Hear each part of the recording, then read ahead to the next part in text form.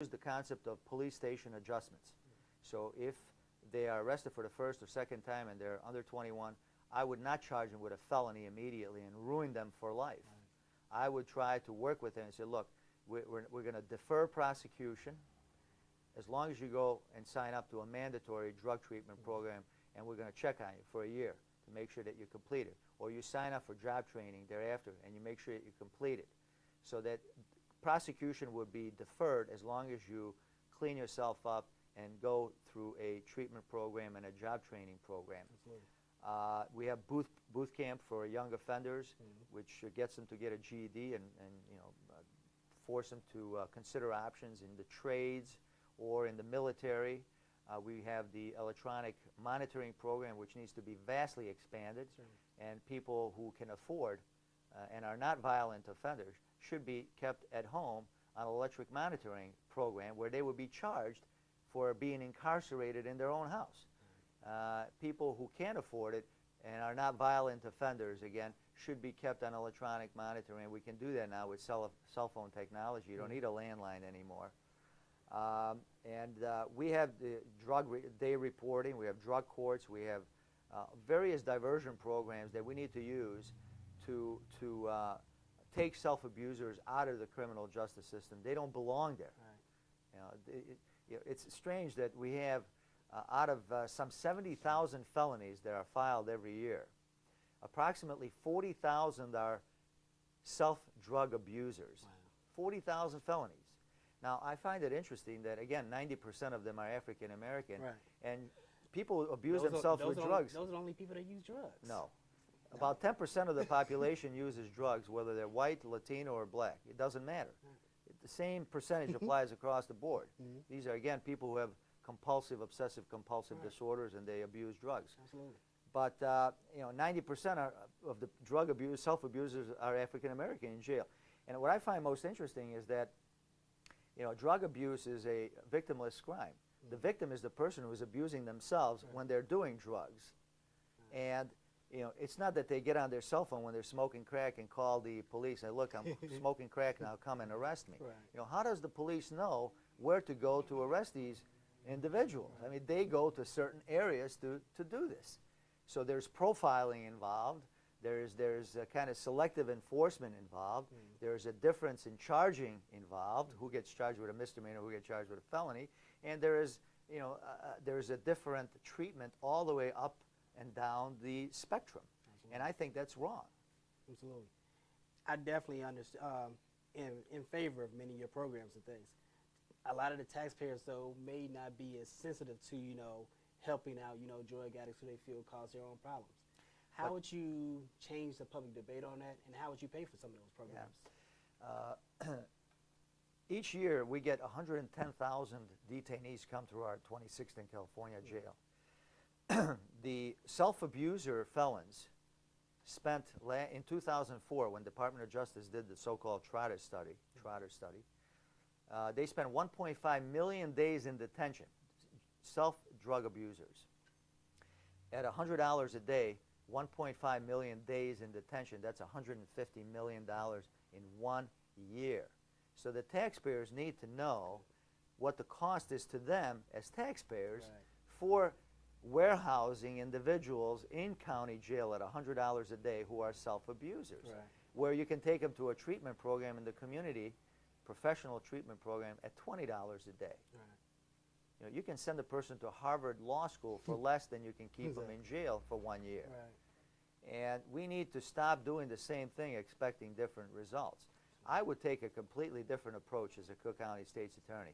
And if the voters don't like it after one term of 4 years, they can vote me out. Absolutely. And I'm fine with that. But I would not do the same thing expecting different results. I know, as a commissioner who's been on the board for 6 years, as a member of the Finance Committee, as a member of the Litigation Committee, what works and what doesn't work. Absolutely. As one who has practiced in criminal and civil courts for 25 years in the private sector, who still has a law office with 10 employees and has to meet payroll every 2 weeks, I know what it's like. And I think I have a greater level of sensitivity than someone who has been a career prosecutor and thinks that everyone is guilty when they walk in through the door. Now, you talked about your experience in the Cook County State's Attorney's Office. Your opponent has tried to paint this as, you know, making you out of touch. You're a career bureaucrat. How do you answer to those claims? He says that he's had a chance to, you know, work privately as an attorney that gives him more experience with real people in their lives. How do you answer those claims? Well, Experience, or are you too entrenched into, you know, the machine politics of Chicago? You know, I'm not entrenched in the machine politics of Chicago because I haven't been a politician like my opponent has.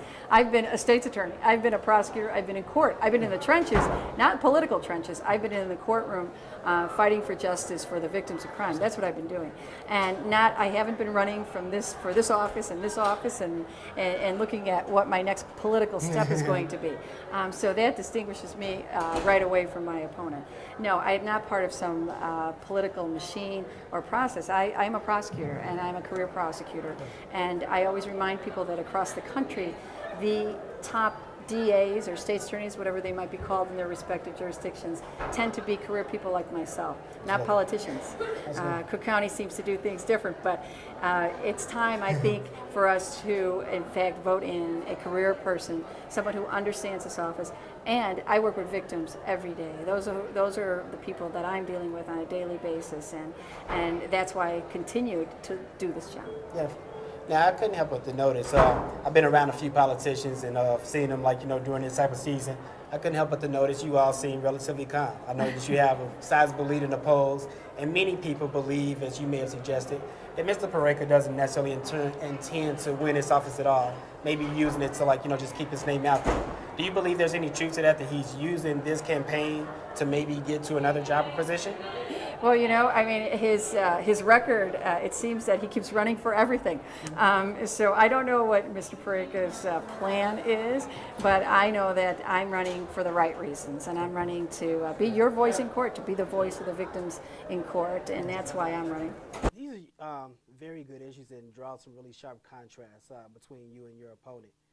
Recently, though, however, you all have been, like, you know, kind of swiping back and forth about, like, different campaign donations. Isn't this kind of the ugly side of politics that a lot of people kind of, like, you know, get turned away from? And aren't both of you all ashamed of yourselves? I'm not ashamed of myself. Why not? I'm a citizen politician. Absolutely. And, you know, when But couldn't you spend a lot of that time talking about some of these great ideas that you have now? I could, but the media doesn't care about that. You know, when it bleeds, it leads. We do. Yeah, well, I'm glad you're here. I'm pleased.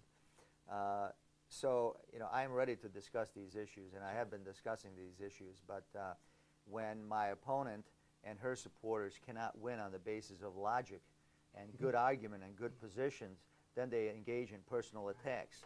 You know, when I was proposing to roll back the sales tax by 1 percentage point at the last county board meeting, I was threatened, I was personally attacked, and people retaliate against me because they can't win the argument on the basis of reason and logic. So unfortunately, that is a part of politics that is ugly, but it doesn't really sway me from engaging in it because I believe it's an important function. And we need to have good people in politics, otherwise you get the lowest common denominator and we get the government that we deserve. Because good people don't want to get involved in politics because they don't want to be exposed to this kind of examination and scrutiny and questioning. Absolutely. I'm fine with it. My life is an open book and anyone can take a look. Absolutely, absolutely. One of the things that have been charged in going into this race and everything is that you actually have no intention of even trying to win, that you know that you can't win, that you're doing this just to get to the job that you really want, Cook County Board President. How do you answer those claims? You know why I want this job the most? Why? Because I would be the chief legal advisor to the county board president, John Strozier. So I would be the county chief attorney. Absolutely. So he and I get along just fine on a personal level. I have strong differences with Todd and some of the moves that he has made, raising taxes, closing health clinics, reducing services at emergency rooms. But, you know, I don't think he's an evil or diabolical person. I think he's doing what he thinks is best. I just happen to disagree.